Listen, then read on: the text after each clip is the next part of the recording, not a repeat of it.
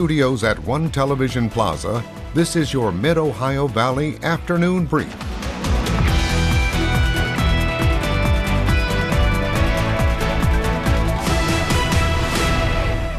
Good afternoon, Mid-Ohio Valley, and thank you for joining us. I'm Shyla Florence. And I'm Jason Leveille, and we're back in winter once again. We've been seeing snow a little bit over the last 24 hours, so did you have any issues this morning? No, I thought I was going to because my road was covered, but then as soon as I started going down my hill, it was clear. I was like, oh, these aren't bad at all. When I woke up this morning, and this was around like 9 o'clock, my road was covered with snow, and then by around 11, it was completely clear. Roads are still wet, but it's nowhere near as snowy as it was this morning, and there's not a lot of snow out there right now. If we look out over Parkersburg at the moment on the Highmark sky cam, there's still a little bit of snow falling through the region, but overall mostly on the calm side. But it is still pretty chilly, hovering right around that 30-degree mark, and a little bit windy. Winds coming in at about 16 miles from the northwest. Around the region, temperatures were on the warmer side compared to rest of the region. Down in Charleston and Huntington in those upper 20s. Same thing with up in Columbus and Zanesville, while Mid-Ohio Valley hovering right around 30. And there is still snow falling through the region, but not as much falling up here in the Mid-Ohio Valley. A lot of that is staying to the south late this afternoon. Now we are expecting things to start to wrap up as we head further into the night tonight. Don't expect any more accumulation on the roads this evening, but we will be falling back below freezing tonight, heading towards about those low 20s. We are still looking at more precipitation later this week, primarily during the second half of the week, and then it'll also be a little bit warmer then too. So definitely, even though it's starting cold, Shyla, we'll be getting warmer eventually, but we're not quite to spring yet. That word eventually. Eventually. We last week was false spring. We don't have actual spring yet. We're getting close. We're almost there. We're almost there. Taking a look at some of our local news today, the West Virginia Senate has passed its version of the state budget for the 2027 year. The bill dictates how $21 billion of the expected revenue should be spent and includes West Virginia Governor Patrick Morrisey's 10% income tax cut. There were some criticism from senators who say the tax cut wouldn't lead to much savings for most people, while the money could be used for other priorities like schools or roads. Senate Finance Chairman Jason Barrett says there's still plenty of time to make changes. It is unusually early for the Senate to have already passed its version of the budget. And now it heads to the House, which has its own version with several different key differences. Notably, it does not include the tax cuts. The two chambers will then work together to find a compromise budget to present to the governor. Now, in other local news, from the Mid-Ohio Valley to the American Idol stage, one local singer is officially Hollywood bound. A local singer is heading to Hollywood after earning 3 yeses on American Idol. Luke Colombo took a chance on his dream and it paid off. He says hearing those words of approval made the hard work worth it. I got messaged by one of the casting directors for American Idol, and they said, "Hey, we want you here." And I was like, okay, I'm in. You can read more from Luke and his parents about what this moment means to them on our website at WTAP.com. And we were talking about another West Virginian on an American Idol a couple weeks ago. So even though this one's right from here at home, still 2 in under a month. That's cool. There's actually been 3. Is there a third one? Where's the third one? There was one up towards like the Fairmont area. Okay. And then one from Taze Valley, and now here in Parkersburg. So we have the triangle, the triad of West Virginia American Idolers, however you say it. You kind of draw a triangle through everyone. So yeah, but it's really cool. It's really big for West Virginia. Oh, definitely. Huge news.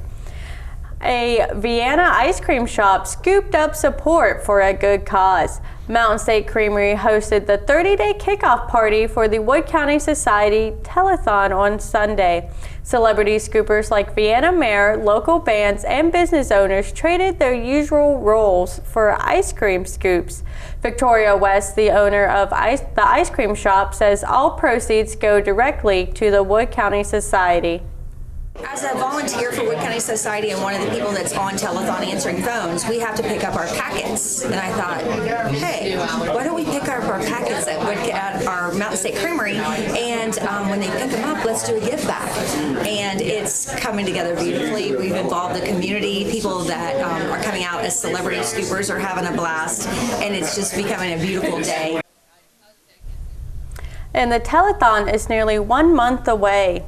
I believe it's March 20th? March 22nd, I believe. Yes. I know that a couple of our own will be on the telethon itself. I know Phyllis will be there kind of hosting things and leading the way, but I mean, there's a lot of people involved with this, and it's actually 1 month from yesterday too, if I remember what today's date is. Right. It's a Monday, so time is not real at the moment. So it's a very cool thing, and I still haven't gotten to Mountain State Creamery, so. I have not either. I know. I feel like that's blasphemous to say at this point, but we'll make it there. We'll make it there, but very cool for what they're doing. Now, going nationally, Broadway went dark last night as a powerful winter storm moved into the tri-state area. New York City is under a blizzard warning, with forecasters calling for 1 to 2 feet of snow that began Sunday morning and has been continuing throughout the day today. And there was even a little bit of thunder snow in that region as well.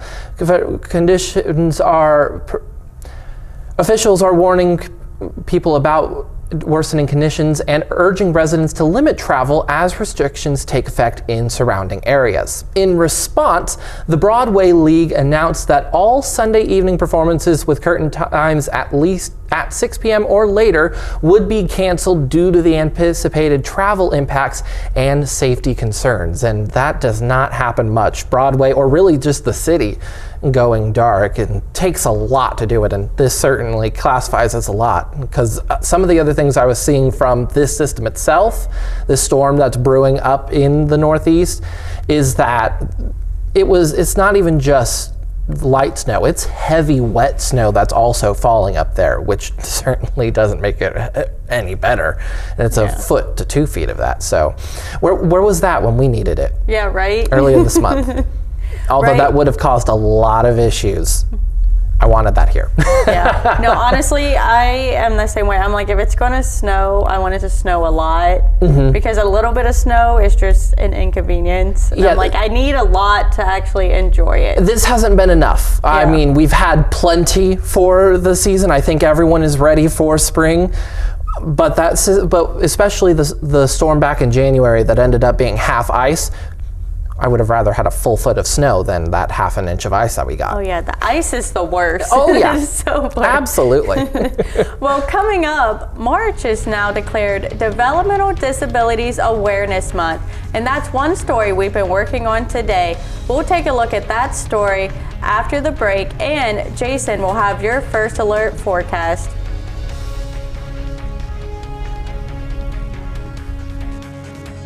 Here's your first alert weather update with meteorologist Jason Leveille. Well, we're back to winter throughout the day today, and we've still seen off and on snow showers throughout the morning and at least the early afternoon. Outside right now, up in Marietta, there have been a couple snow flurries that have passed through in the last hour or so, but not a lot at the moment, even though it is still pretty chilly out there. 30 degrees right now, winds coming in at about 10 miles an hour, a little bit lower than it was earlier, but still feels pretty cold at about 21 degrees. And and even with that wind, we're one of the warmest in the region. 30 degrees in Parkersburg and over in Athens, while it's closer to the upper 20s both in the Columbus area and in the Charleston-Huntington region as well. Now, we do still have a few snow showers moving through the area, but some of the heavier snow activity is to our south, and we're not expecting much throughout the rest of this evening tonight and into tomorrow morning, though it will be getting colder as we'll be getting down into the low 20s with the wind chill closer to the mid to upper teens. So it definitely will be chilly tomorrow, but we'll see a little bit of extra sunshine. We'll come back above freezing, and the roads should not have any major issues. And the black ice chance for the roads tomorrow is low because they've been drying out a little bit as we've gone throughout the day today. 38 is what we're looking at for the high tomorrow. Clouds slowly decreasing throughout the day, but it will still be breezy and chilly. So you want to bundle up a little bit, at least for that morning time frame. Now, we are looking at more rounds of rain, or maybe even a bit of a rain-snow mix throughout the week, mostly either around Tuesday night and then again throughout the day on Thursday. So for the Tuesday system, we're looking at, again, a mix of that rain and snow between Tuesday night into Wednesday morning.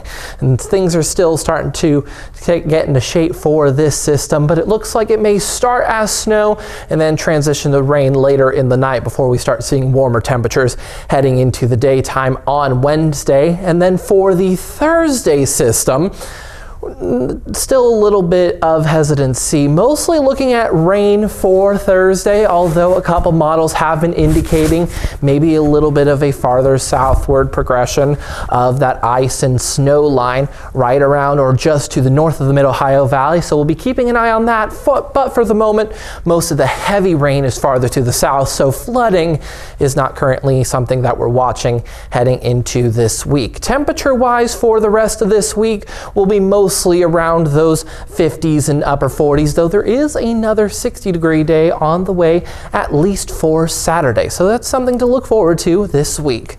Back to you, Shyla. Thank you, Jason.